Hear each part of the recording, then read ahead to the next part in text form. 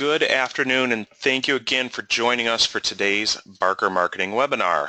Today we have the task of talking about search engine optimization in 2006 and really how to drive more traffic from not only Google but Bing and Yahoo and other search engines. My name is Brad Smith. I'm the CEO and founder of Barker Marketing. We're a agency that focuses on the digital side. So we do a lot of website development, we do a lot of search engine optimization, social media marketing, and content marketing. Really, our goal is to help your business be found online and drive more people to you through online tools and marketing efforts. Joining me on today's call is Dan Stock. Dan is our senior SEO strategist, and we recruited Dan over from Yahoo, so he has some really keen insight into what works and what doesn't on search engine optimization and inbound marketing. Dan has literally optimized hundreds and hundreds of websites. We also track data on over 500 websites that our team has built over the past several years. So we have really good insight into what works, what doesn't, how people interact with a website, how they find a website, what attracts them, what tools and tricks and tactics work and what don't. And we're going to share all that insight with you today. So our agenda is pretty packed. We're going to define what SEO actually is and talk about why it matters. We'll look at old school versus new school. In the past, a lot of people would just keyword stuff and mix some keywords in there and they would rank well. Well, that doesn't work in 2016 and it won't work moving forward. So we'll talk about how that has changed and how you need to adapt. We'll talk about Google Rankbrain and what that actually is and how artificial intelligence on Google's side and Bing's side are really impacting the way people interact with the web. We'll talk about specific actions and takeaways. We'll talk about tracking results and how you can really determine if your marketing efforts and your SEO efforts are actually working. We'll share some things on what not to do, some things that could negatively impact your search rankings. We'll highlight some things to remember, and then finally we'll wrap up with the 3 best SEO tactics for 2016 and beyond.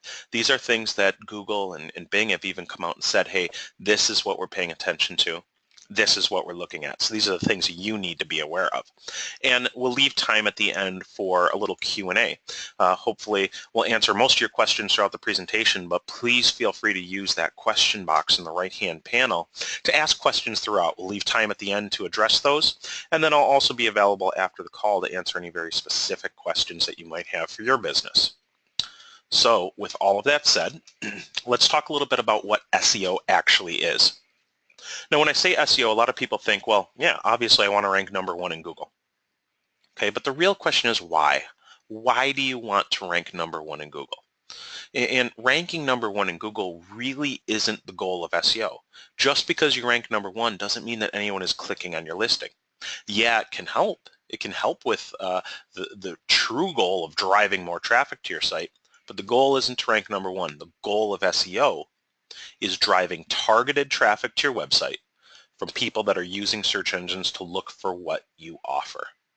So when people are searching for your product or searching for a service that you offer or information, you want them to find your company, okay, not the competitor. A way to do that is to rank higher in search results, of course, okay, but the real goal is that targeted traffic. That's what we want to measure. That's the activity that is closer to the revenue than just ranking higher in search results. So just keep that in the back of your mind. The goal of SEO is to drive targeted traffic. It's not just to rank at the top of results. So Dan, with that said, why should everybody on this call really care about SEO? Yeah, absolutely. So one of the things we're looking at here, and this is just 2 examples of pretty generic keywords that people are searching on a very regular basis. On the left side there, you're looking at average monthly searches in Google. So, you know, for dentists, you'll see that we have purple represents the mobile traffic, blue represents the total amount of traffic. So obviously we have desktop and tablet mixed in there as well. But ultimately, this gives you an idea of what people are searching for. So if your website is not properly optimized for these specific terms that you should be being found for, then you're missing out on all this opportunity to gain traffic to your site. Yeah, and there's an amazing amount of opportunity. In some niche industries, it's obviously a little lower, but it presents a great opportunity to get people to your business that are actively looking for exactly what you offer. Uh, so let's take a little look at what we term old school SEO versus new school. So old school SEO, back in the late 90s, early 2000s, what was happening was companies were focused on a single keyword. Okay, they were focusing on one single keyword and they were doing everything in their power to rank for that one term. They were ranking focused. They were looking at whether they rank number 1 or 2 for a term or maybe a few terms. They looked at creating content that was just for the search engines. And what that means is they would take that those one or two terms and create content that was so just in your face with those keywords that it would make no sense for an average reader. And really, they were just doing it for the search engine. They wanted the search engine to see their site as keyword rich. Some companies would even take that keyword and embed it in the background of their site or make it the same color as the background of a page so that they could repeat that keyword over and over and over again. And what happened was companies that were doing that, Google caught on and they said, hey, this company really isn't providing relevant content. They're just providing junk. Okay, so that no longer works. That keyword stuffing no longer worked. Backlinks, what they looked at was quantity over quality. So companies would go out there and buy backlinks at garbage sites. And what they would do is buy those backlinks just that Google and Bing and Yahoo would look at them and say, hey, this particular website has a lot of inbound links to them. They must be important. Again, they focused on quantity of those inbound links over quality. Old school SEO really didn't take into account website design. Okay, so they didn't really care what the user experience was. They just cared that they showed up in search results. And they looked at high quality, unique content as optional. Okay, they weren't afraid to steal content or duplicate content that was already available in other places. They just wanted content on their site that had a lot of really good keywords in. Okay, and all these things, they used to work. They used to work in the early 2000s. They used to work as recently as a few years ago. Okay, but things have transitioned. Artificial intelligence and Google's algorithms have gotten so much more advanced that these things on the left no longer work. So Dan, walk us through what new school SEO looks like. Yeah, I mean, you're absolutely right. Old school SEO used to be kind of easy. Basically, you would just put the keyword everywhere, spray some links at it, and then you can kind of watch the traffic rolling. It's no longer like that. So rather than focusing on a single keyword, what you want to focus on is what is the person who is searching that keyword trying to actually accomplish. So your content should be focused on engagement and user intent. So you're trying to answer the question that they're asking. Rather than focusing on purely rankings, what we want to focus on now is your ROI and your conversions. So are people viewing an article and then immediately leaving, or are they viewing the article and then filling out a contact form? So these conversions are things that we should be monitoring. Content used to be written for search engines only. So obviously you would just put the keyword everywhere and kind of hope for the best. Well, right now it's not like that. Right now what you have to do is optimize your content for people and search engines. So the optimization should be a little bit more tasteful. Backlinks, it's less about quantity now and more about quality. So you want your backlinks to fall on niche relevant websites. You want them to fall on high quality websites and not necessarily just any old website that'll put a link on there for you. Website design used to not be a very big deal, but now that user metrics are being taken into consideration with your rankings, it's extremely important to have a mobile-friendly, fast, responsive, and high-quality website that keeps people on there longer. As we kind of mentioned, high-quality, unique content used to be optional, but now it's absolutely mandatory if you want to drive traffic to your website. Yeah, Dan, and just to speak to the importance of mobile friendly, we saw in that one of the opening slides how much traffic actually came from mobile, and in often cases it's half if not more of overall search traffic. So if you look at your website, pull it up on your mobile phone. If it doesn't have a good experience, if it's hard to read, if you have to zoom in to read text or interact with it, if it doesn't have large buttons, if it doesn't have interactive features like the ability to push one button and call your organization, you need to consider a refresh, because Google and Bing and Yahoo are looking at all of these factors when they decide whether you should rank or a competitor should rank ahead of you. Great. So SEO in 2016 takes into account all of the things that we see on this site right now, on this slide right now, and more. Okay, there are literally hundreds, if not thousands, of different ranking factors when it comes to SEO. What we've done is put some of the most frequently used, the ones that have the biggest influence right now on the screen. And don't feel like you have to copy all of this down. We'll send the slides out to everyone and make them available on our website as well. But you want to look at domain. Okay, the keywords in your domain have an impact. You want to look at on-page elements, and we'll get into some of the most important on-page elements here in a minute. And as Dan mentioned, you want to look at links, and it's not about the quantity of links necessarily, it's about the quality of them. And so the three columns on the left here were things that have been traditionally involved with search engine optimization to varying degrees. Okay, it's always been about your domain, it's always been about on-page content, and it's always been about links. But in 2016, and starting probably in about 2014, and it's getting more apparent now, there's some other factors that are playing into this too. And Dan, talk a little bit about experience in social and how they impact search rankings. Yeah, sure. So, when search engines, again, one thing we have to kind of remember about them is that they're in the business to make money. So if they're not delivering the absolute best results to people who are using the search engine, then the people are going to leave and they're going to use a different search engine, one that delivers better results. So that's why user experience is so important nowadays. If you have a website that is built purely with quality in mind, then a lot of this user experience stuff will kind of take care of itself. So if you have a mobile-friendly, fast website that allows people to navigate easily and find what they're looking for very easily, then you shouldn't have to worry too much about your bounce rate or the amount of pages people are viewing, because that kind of stuff will oftentimes take care of itself.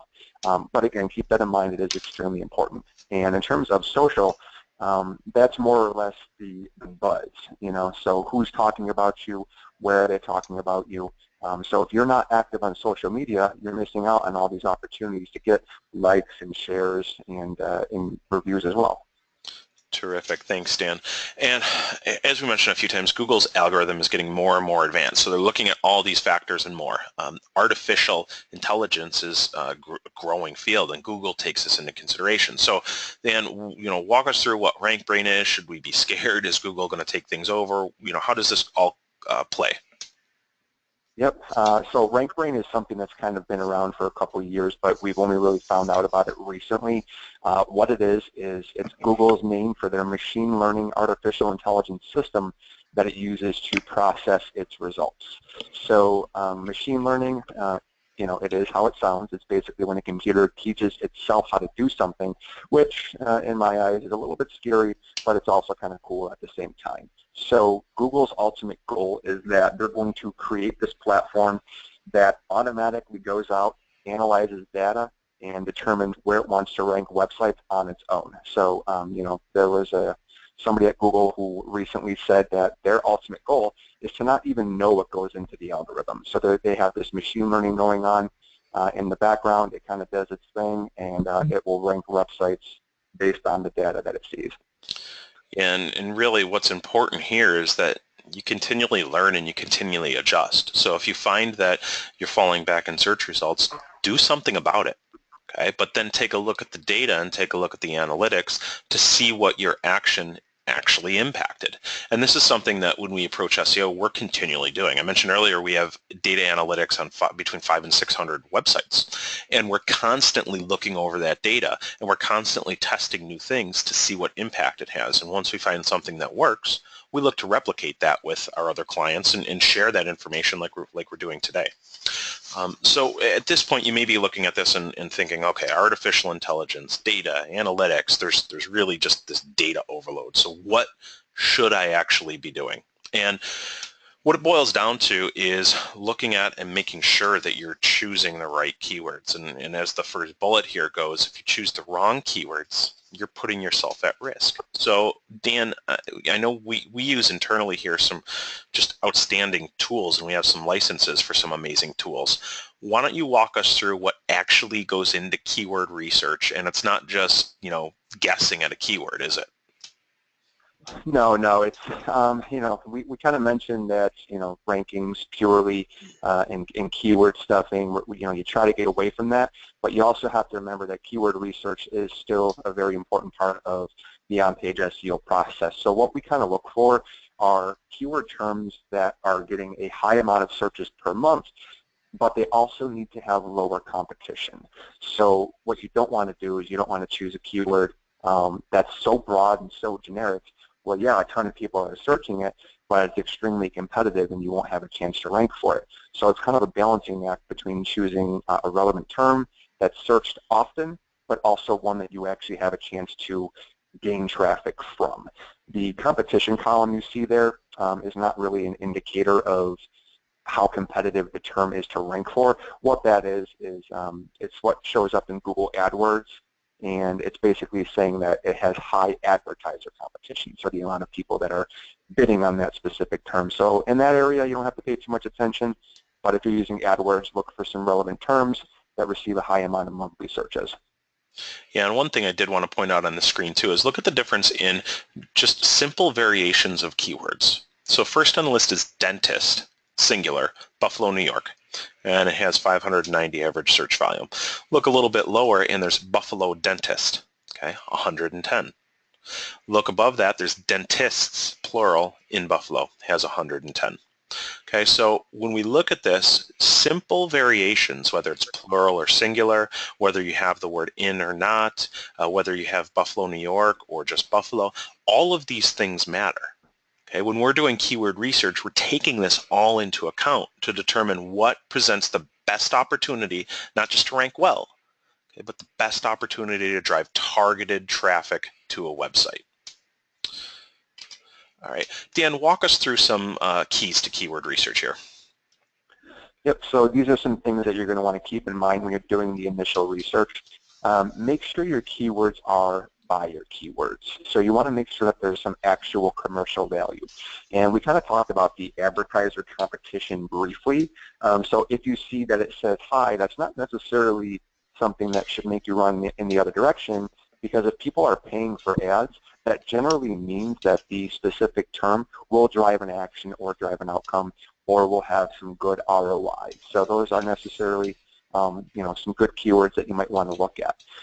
In terms of assessing your competition, a quick and easy way to do it, as Brad mentioned, we have a lot of aftermarket or third-party tools rather that we use to assess competition.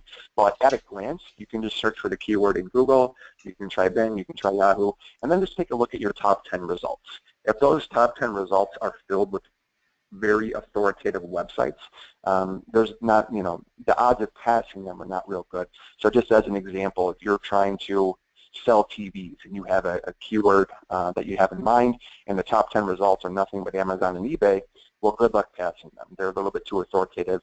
You'll want to choose a different keyword term. And again, it's always important to make sure that the keywords you have on each page are 100% relevant to the content that's actually on that page. So if somebody searches it and they find your website and they click through to it, are they going to find what they're looking for, or are they going to immediately back out and go somewhere else? Terrific. Thanks, Dan. So once you have your keyword, you want to make sure that you begin to mix that keyword into some of your domains. So when choosing a domain name, and as we showed in that list, Google is looking at your actual domain name and it's using it in its algorithm. So you want to pick a good domain and stick with it. The best are shorter domains in brandable domains. Okay, so ones that include your company name, aren't so long that they turn people off, and then finally include keywords if they make sense. And what I mean by that is Dan mentioned earlier that you want to choose keywords with commercial value. And here are two examples. This is an example of a staffing or employment agency, somebody that helps other people hire. The first option, conduct a human capital. Many staffing companies think of and explain their service as human capital management. And that sounds great, that sounds strategic for them. Okay, but their clients don't search for people by human capital management companies. They search by a term called staffing agency. Okay, they simplify it. So the key takeaway here is think about how your customers, think about how your prospects would actually describe your service or your product and use their terminology, not yours. The other thing that we constantly deal with is clients saying, hey, I just bought a new domain with all these great keywords in it, I want to switch to that. And that can be a challenge because another thing that Google looks at is the history of your domain. So has your domain been around a long time? Are people linking to your domain? Okay. Is there history there? Is it valuable? Is it authoritative? So if you've had your domain name for several years, there's probably some inbound links to it. You would do yourself a disservice by changing that domain name. So pick a good one and stick with it. And something as little as registering your domain name out for several years can help prove to Google that, hey, you're a reputable company and you're here to stay. What we find sometimes is that companies will just renew on an annual basis, and Google's looking at that and saying, hey, this company isn't committed. Okay, small little factor, but it shows that even little things go into whether or not you rank ahead of a competitor. Just some basics. Try to stick with a .com. Okay, right now there are a lot of different country codes and a lot of unique URLs coming out. Okay, try to stick with a .com and maintain it. That doesn't say that you can't buy other domains with these fun URLs and include that on print marketing or somewhere else to make it easy to find you. You can do that, but just redirect them to your core domain at a .com. I had an example. I had a physical therapy office, okay, that saw that the domain .pt was available. They thought that was a wonderful idea. How unique. We could have a physical therapy domain. Well, .pt is actually the country code and an extension for Portugal. So had they bought this domain and rerouted everything there, Google in the US is going to look at this and say, hey, this is a site or a company in Portugal. They're never going to rank locally. Okay, so stick with the .com. Another question we often get is, hey, I'm going to buy a lot of domains with great keywords and I'm going to just point them all back to my website and this is going to help with my search engine efforts, right? And the answer is no. It is going to do nothing for your search engine efforts because what Google and Bing and Yahoo do is look at each individual domain as its own site. So if you simply buy these domains and link back to your website, that's not creating a link, that's not creating value in the eyes of Google, and all you're doing is kind of wasting your money. In order for those sites to be valuable, they'd have to be filled with keyword-rich content. Okay, you might as well put all of that great content on your core domain. So don't think that buying a lot of domains with great keywords in them is going to help. It won't. Another thing that we see sometimes is domains that are extremely long. Okay, domains in which they've tried to include keywords in it. And all you're doing is making it harder for your clients and your prospects to actually key that domain in. So don't use a version like the top. Instead, use a version like the bottom. So if you're a restaurant that serves barbecue, okay, maybe your root domain is jasonsbarbecue.com. Okay, but then you have some subpages that are specific to individual markets. So maybe you have BBQ Dallas. Okay, maybe there's another page that talks about your Houston location, and you have BBQ Houston or San Antonio or Texas. So use a short root domain. It provides value. Dan, if you don't mind, I'm going to have you talk now a little bit about on-page SEO and what's really important on a page to both users and the search engines. Absolutely. So when you're structuring the on-page SEO, there's a few important things that you need to look at. The first thing you want to look at is the title tag. So this is part of the code on every page. And the big thing to keep in mind here is that you want your keyword towards the beginning of the title. So the words in the at the beginning are always viewed as more important than the words at the end.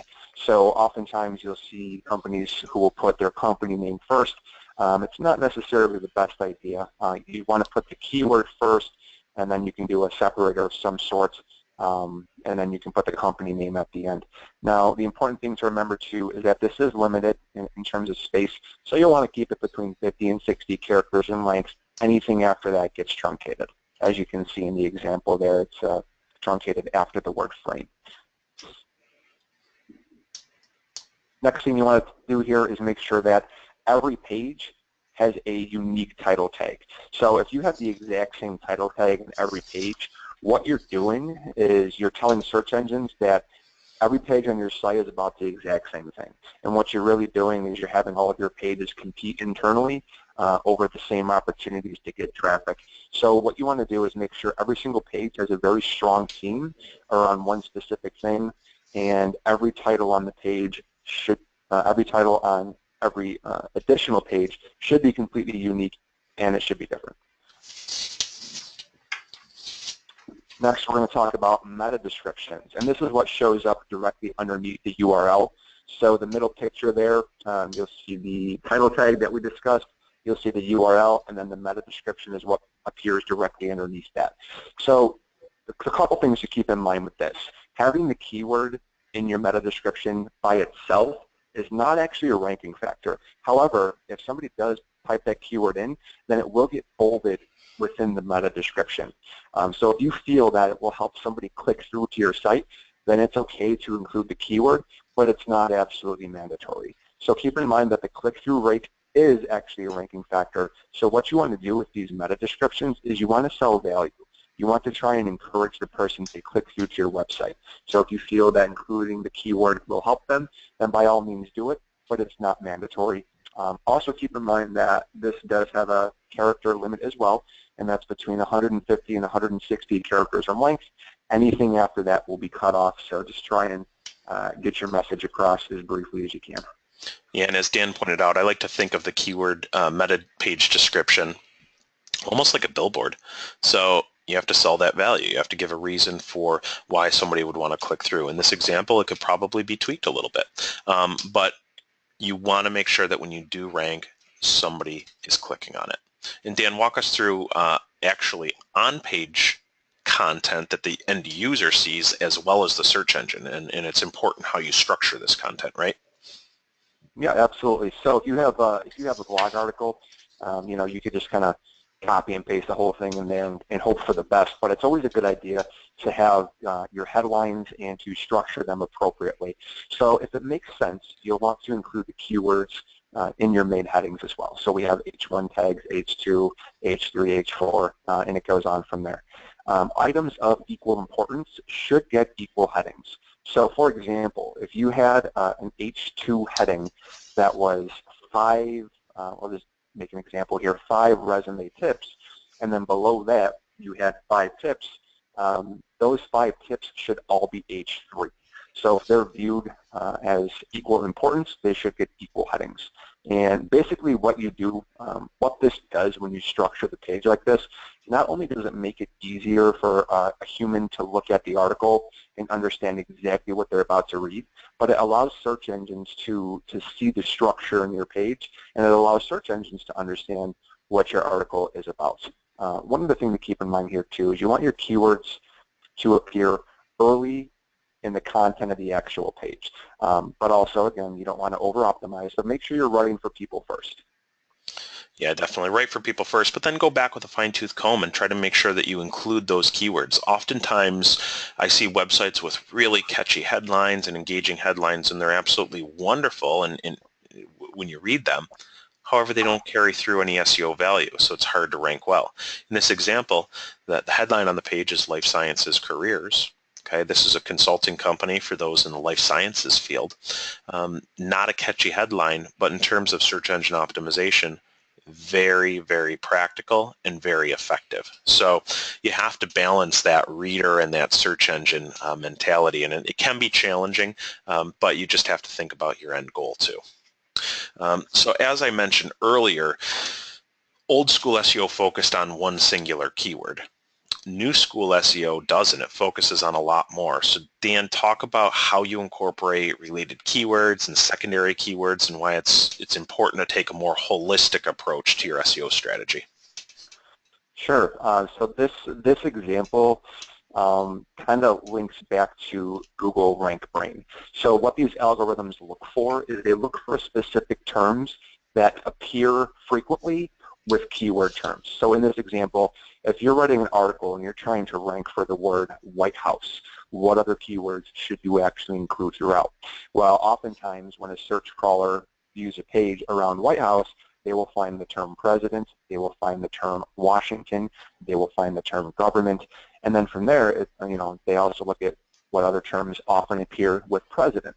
So this is one of those things that if you're writing the article and you're only goal is quality, and if you're trying to answer that user query the absolute best that you can, you shouldn't have to think too hard about this, but it's something that should always be in the back of your mind when you're writing your content. Yeah, and to put this into context, let's say you're a local physical therapist, okay, and you're only writing content and your only keyword is on physical therapy. Well, you need to expand that. You need to take into account things like muscle strain or muscle building or sports injuries or stretching. So think about all those ancillary terms, those related keywords and those secondary keywords that your audience might be interested in, might be searching for, and mix them into your website at key places. So there's very far-reaching keyword relationships, and they can have a big impact on whether you rank for your core terms or not. The other thing that you want to take a look at is making sure that you update content frequently.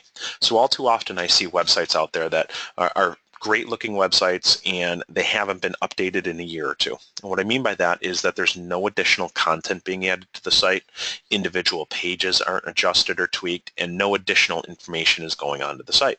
So what happens is 1 or 2 years ago, maybe that site ranked well for a few terms, and over time that ranking has dropped. Okay, that traffic has dropped. Why? Because Google likes fresh and relevant content. As Dan mentioned earlier, they're in the business of making money. They're trying to serve up sites that are serving up fresh and relevant content. And they've even come out and said this as far back as 2011, that a big part of their algorithm is looking for sites that are current, that continually add content.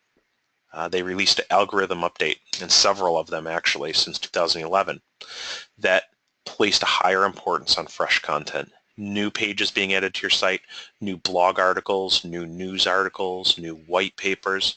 So you need a plan in place to continually add that content. We like to look at blog content or online articles as a great avenue or forum to do this. You also need to look at different forms of content. Okay, so content isn't all just written word. Google owns YouTube.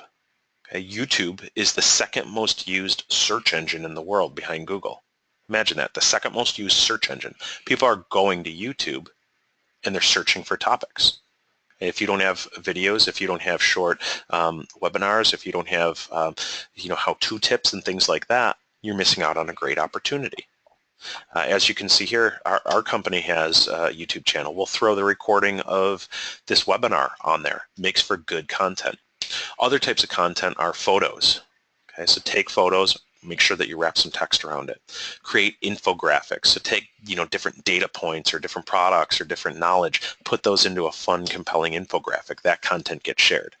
But once Google indexes your site and sees that you have text content, you have video content, you have photos, you have infographics, you have all of this different rich media, you're more likely to rank in search results.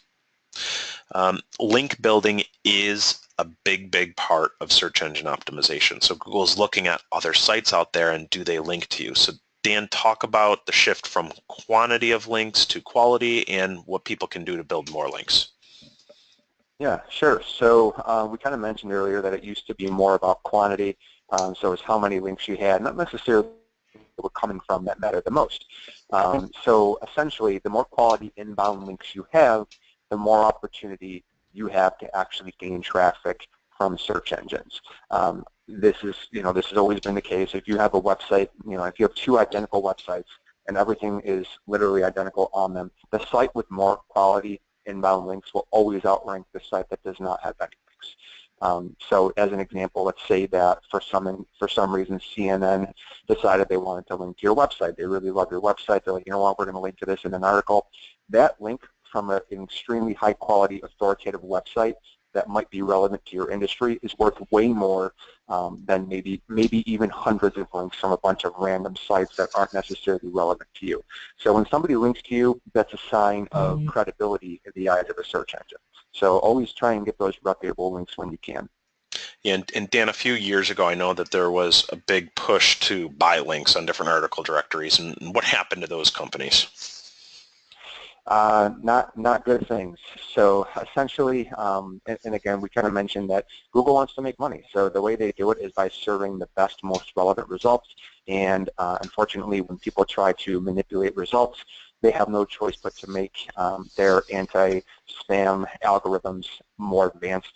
So what they have now is a lot of automatic detection going on to kind of determine if the links were naturally built or if they were purchased. So a lot of times what they'll do is they'll kind of scan a website and they'll see how many outbound links are coming from a specific site, where these links are going to, and if you have one site that has, let's say, 100 outbound links to 100 different websites in 100 different industries, that tells Google that that website's probably up to no good.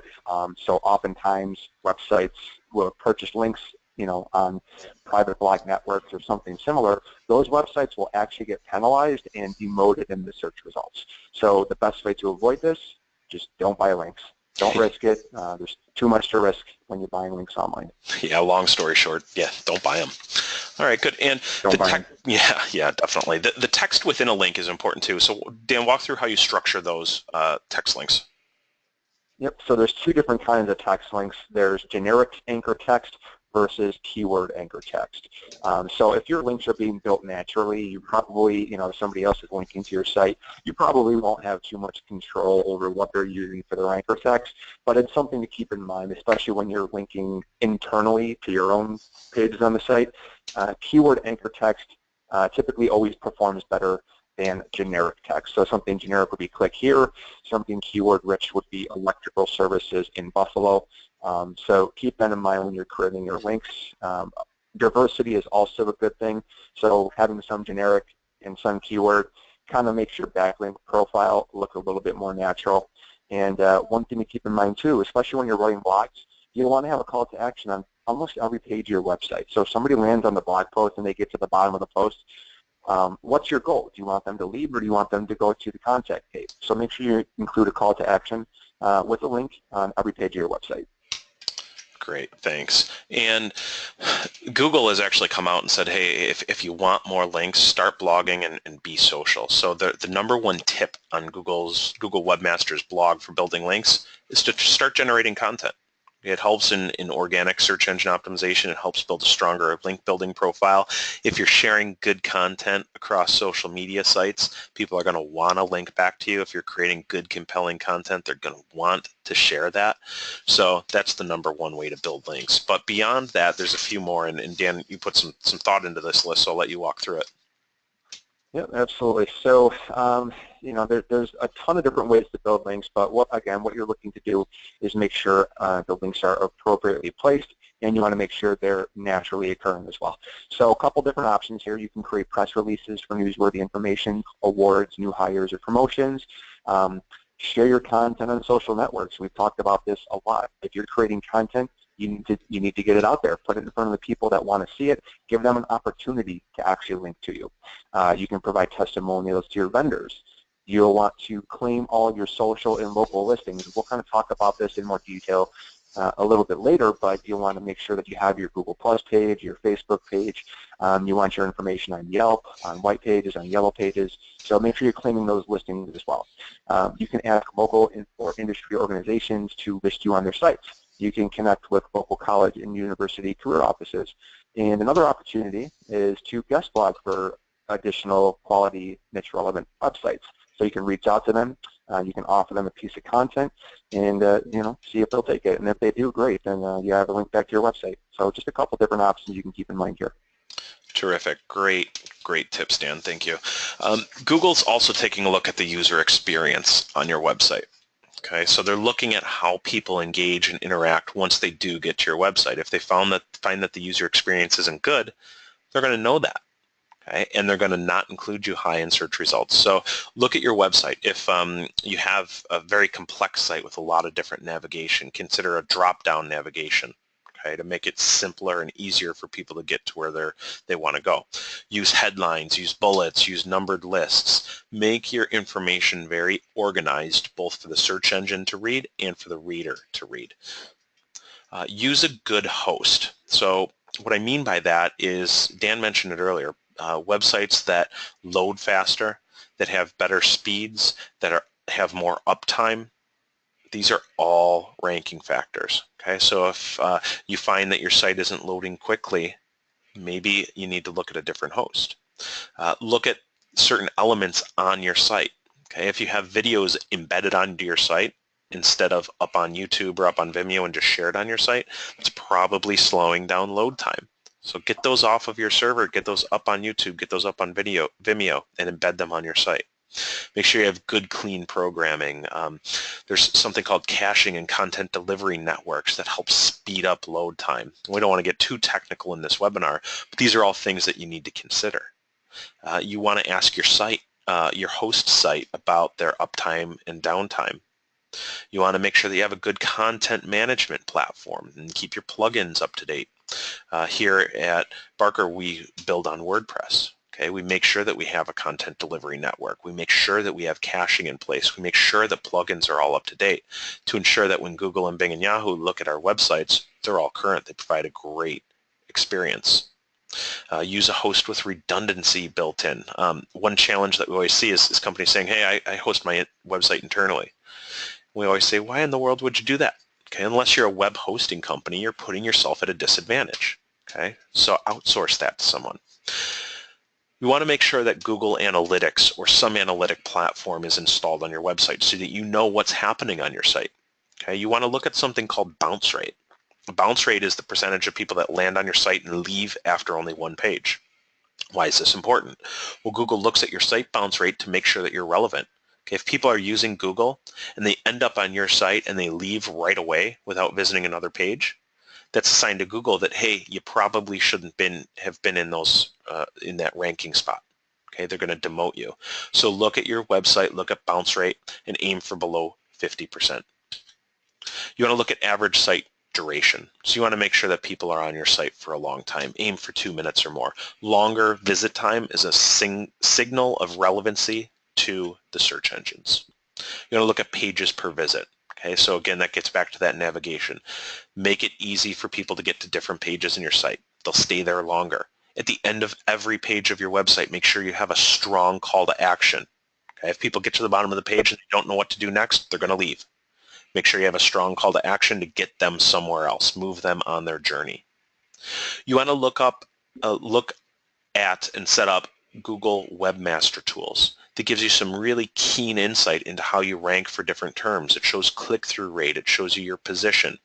Lower click-through rates means that maybe you don't belong on that search. So you want to look at all of these things and take this all into consideration when you're optimizing your website and when you're building a content strategy. Okay, and then also look at social media.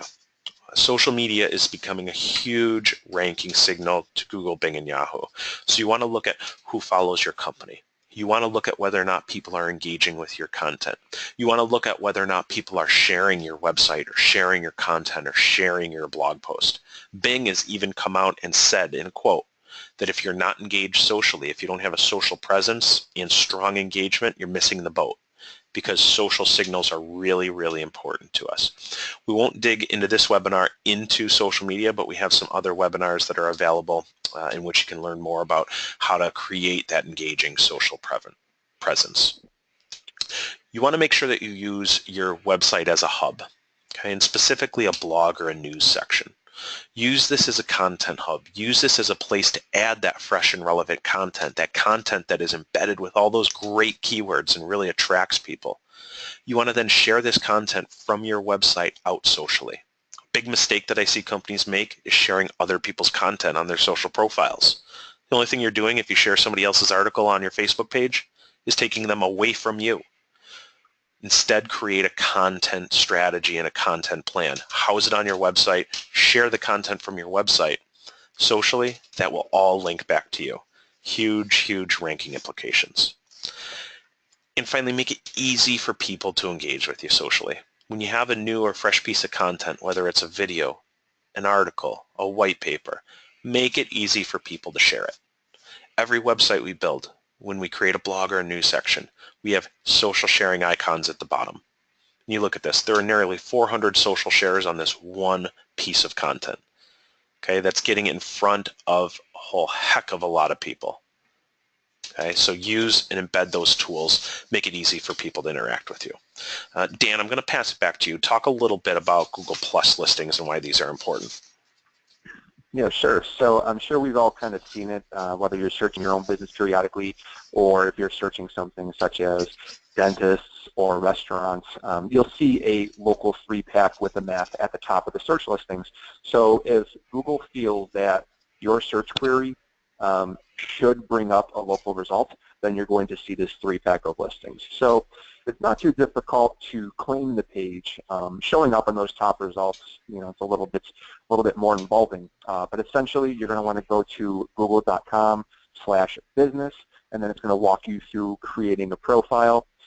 What it will do is it will send a postcard to the address that you specify, and on that postcard is a verification code. Once you receive it, all you have to do is log back into Google+, enter your verification code, and now you have a verified business page. There's a lot of things that you have to do from there to, show up and do well in those top 3 listings. You want to make sure that you have a profile picture, a cover photo. You want to fill out your hours of operation. You want to link your website up. You want to fill out everything in your About tab, and you want to post on a regular basis. So, and in addition, I'm sure we kind of mentioned it earlier, we might mention it again, you want to get reviews. So make sure you're getting as many positive reviews as you can to that page. And if you kind of keep that active and do all those things, then there's a really great chance you're going to show up in those top 3 spots in Google. Yeah, and if your business has multiple locations, you want to go and claim a page for each location. It is location specific. So if you have different branches, different offices, whether it's across the country or in different towns in a local market, make sure to claim them all. And Dan, walk through local citations. Yep. So citations are basically when your company name, your address, and your phone number are listed in a local directory. So the important thing to remember is that your information should be consistent. It should be the same throughout all of these different platforms that allow you to list your information. So just a couple examples: Facebook, Google, Yahoo, Bing, Yelp, Yellow Pages, White Pages, all these different local directories that allow you to include your business information. Make sure you have the same information throughout. Yeah, and that even goes by company name. So you might have a comma Inc. in one citation and not have it in another. You want to make sure that that's consistent, because those are things that go into ranking. And also just update listings if you've moved or changed. Okay, if you've changed locations, business locations, physical address, you want to make sure that all those local citations across the internet are claimed and are updated. All right, we've talked a lot about things that you need to do to rank well. How can you make sure that what you're doing is effective? And really, how can you measure ROI? Are your SEO and online marketing efforts effective? And to get into this, what we always say to people is that if somebody promises you X number of first page Google rankings, run the other way. Okay, nobody can guarantee first page Google rankings, not even Google. Okay, and remember that the goal of SEO isn't to rank number 1. Ranking number 1 doesn't guarantee you anything. Instead, what you want to look at in terms of return is, are you getting more and more targeted traffic to your website? Okay, rankings mean nothing if nobody is ending up on your website. So skip right by that, look at overall traffic to your website, and look at what people are doing on your website once they get there. And over time, what you want to see is an increase in search results, like the chart on the left. Okay, you'll see some peaks and valleys, just like the stock market. Sometimes businesses are cyclical, and you'll see that up and down. But over time, we want to see that continual climb in search results. So how do you do it? You have a user-friendly website like we talked about. You optimize it for search engines. You have custom meta titles and descriptions throughout. You make it fast. Okay, look at that user experience. Look at that host. You make it easy to navigate. Make sure people can get to different places. You make it engaging by having strong calls to action. You have frequent and updated content. Blog regularly. Add articles regularly. Give people a reason to come back to your website. And finally, share content on social media. If you're investing in all of these efforts, let's use social media to get it in front of as many people as possible. You want to look at Google Analytics, and you want to look at conversion rates. So when you're thinking about SEO and you're thinking about online marketing, think about the end goal. Okay, is it to get people to complete a shopping cart order? Is it to get them to fill out a contact form? Is it to get them to download a piece of content? Think about what the end goal is and make sure that the user experience drives people to that end goal. Okay, SEO is great at getting traffic. Your website needs to be great at converting that traffic into actual dollars. Okay, so think about conversion rate, think about the end goal of every single page of your website.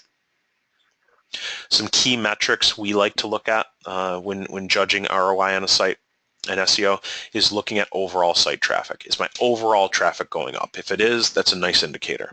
Now we need to look at traffic sources. So where is this traffic coming from? Are we getting it from search engines? Are we getting it from social? Are we getting it from other referring sites out there that link back to us? Look at all those things. Look at bounce rate. Okay, you want to look at the bounce rate on the site as a whole. Make sure that it's not too high. But then you also want to look at individual pages. So within Google Analytics, you can look at the bounce rate for every single page of your website. Look at the pages that have high bounce rates and figure out why. Do something about it. Maybe add a call to action. Maybe add buttons. Maybe add better navigation. You want to look at time on site, pages viewed. You also want to look at location of visitors. Oftentimes people are lulled into a false sense of security when they look at overall site traffic. And they might see, wow, my traffic went up a lot. Okay, but if you're finding that your traffic is coming from other geographic markets, maybe overseas or somewhere that you don't do business, is that valuable traffic? Nope. Okay, so look at location of where visitors are coming. Look at your most popular content. When we get into an online marketing strategy for our clients, we're looking at what content is most popular and most shared. And we're doing more of that. You want to look for spikes in traffic and try to identify what caused that spike in traffic and obviously monitor conversions. So when you're looking at all of these key metrics, make sure you compare it to previous time periods, and that will give you a nice indicator of where you're going and where you're heading. Okay, SEO can be powerful, but it takes time. And Dan, speaking of time, we're running a little short on time, but maybe walk through some key things that people on this call should not do so that they don't negatively impact their SEO. Yeah, sure. So, as Brad mentioned, if somebody promises you a certain number of number one rankings, it's too good to be true. Don't buy into it. So some things that you shouldn't do: don't buy backlinks. You don't want to risk your website getting penalized. Don't buy fake followers for your pages. If you have 1,000 followers and nobody's interacting with your content, it looks a little suspicious. Don't buy fake reviews. Search engines are getting smarter at determining real reviews versus fake ones. Don't buy it. You don't want to risk having any kind of demotion in search results. Don't buy large quantities of citations or local listings at once. It looks a little bit unnatural. Don't over-optimize or keyword stuff pages. That's a thing of the past. We no longer do that. Do not sacrifice quality for quantity when blogging. So, don't just push out as many posts as you can. Make sure the posts are intended to achieve a specific goal. Do not buy extra domains and focus on redirects. And again, do not forget about social media. So make sure you're pushing your content out as frequently as you can. Great, Dan. And some things to remember now. Things to remember: search engines are in the business to make themselves money, not to make you money. Keep that in mind. Search engines make the majority of their money by serving their customers advertisements.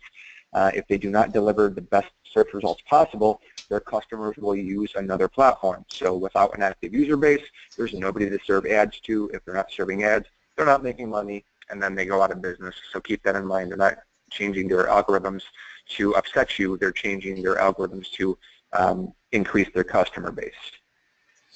Terrific, thank you. And what's the one thing that all ranking signals have in common? Quality. That's it. Yep, quality. Make sure you produce quality content, get quality inbound links, have a quality user experience. All right, so we're going to wrap today's webinar up with the 3 most effective SEO tactics for 2016. So these are the 3 things you need to be doing, and then we'll stay on the line to answer some questions. If you do have questions, please use the panel in the right to ask us those, and we'll stay on and answer as many as we can here. So without further ado, the 3 most effective SEO tactics for 2016. I'll start us off. Add a blog or a news section to your site. Add that content frequently. Each piece of new content that you add presents an opportunity to mix a keyword into a page title and a headline. presents you the opportunity to generate more links, gives you the opportunity to link to other sections of your website, gives you the opportunity to rank for varying keywords, creates new content on your site, tells the search engine that you're up with the times and you care about things. We see this as the single most effective tool for generating more search traffic. Good, rich keyword content that's added continuously. What you don't want to do is start a blog or start a news section on your website and add a few pieces of content here or there. You need a plan in place to do that. Quick sales pitch, we do offer custom content writing for blogs. So if you're thinking to yourself, oh my goodness, I could never write this content, you can outsource that. And we do that for a variety of different industries and companies. Dan, next, talk a little bit about social. Yep, so social, it's the buzz, it's who's talking about you, where they're talking about you. Social signals are a very important part of getting your website ranked nowadays. So this goes back to using your blog as kind of a content hub to push your content out through social media. So by doing that regularly, you're going to make it easier for yourself to build a following. And you know that's extremely important to get people not only back to your site, but to turn them into conversions over time. So share that content regularly. Make sure you're claiming your local listings on Facebook, Google, Yelp, Yellow Pages, etc. And encourage engagement. And then post that regular content, push that out to social media, get those people back to your site, and then ultimately hope for those conversions and make sure you're tracking them as well. Terrific. And then the third and final thing that you definitely want to do in 2016 and beyond is look at getting more positive reviews. This is especially important if you're a local business or local provider, even if you're selling products nationally or internationally too. It's extremely important to get positive reviews. Google and the other search engines are looking at positive reviews as a way to judge authority and really have a strong local focus. So it helps improve your image, helps increase visibility, helps improve your search engine ranking, and it helps to differentiate your firm. 79% of consumers trust online reviews as much as personal recommendations. So it's extremely important to have those online reviews. Helps with search, helps with the user experience. Okay, with that said, this brings us to the end of our webinar, and I wanted to open it up to questions and also encourage everyone, if you'd like a free SEO review, if you'd like us to take a look at your website and give you recommendations, please go ahead and let us know. You can connect with me at brad.smith@barker.com, send me your URL. Be happy to do an analysis for you, come back with some recommendations. Also want to encourage everyone to visit our website, barker.com, barkr.com/webinars, and we include recordings of past webinars. We did one on social last month. We include slide decks, and you'll get up-to-date information about upcoming webinars. So with that said, let's open it up to questions. If anybody has questions, please use the column on the right and we'll answer those, and we've had a few come through already. The first question that came through is, what can I do if a competitor with the same, or a company with the same name ranks ahead of me, but they're in a different market? Great question, and it's something that we run into once in a while. If you find that somebody with the same company name ranks ahead of you, the first thing you want to look at is any type of trademark or copyright infringement.